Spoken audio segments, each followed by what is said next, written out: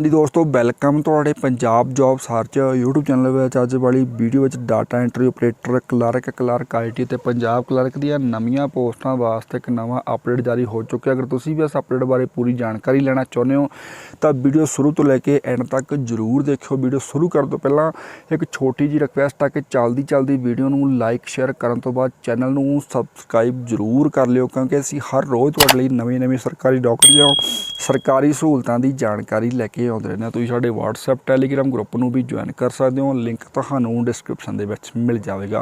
चलो हुण तुहानूं लैके चलते हैं असीं अज दी मेन अपडेट के उपर।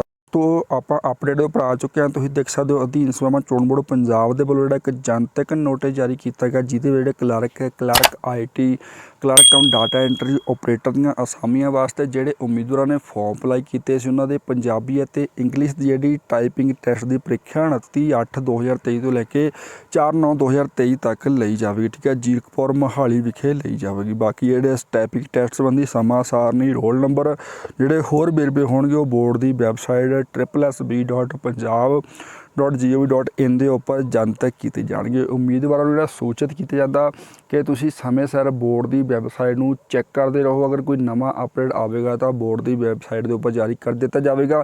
अगर तुसीं बोर्ड की वैबसाइट में बार चैक नहीं कर सकते तो तुसीं साडे चैनल में सबसक्राइब करके रख लो। जो भी कोई नवा अपडेट आएगा तो तुहानूं साडे चैनल के जरिए सारी जानकारी तुहाडे सामने रख दी जाएगी।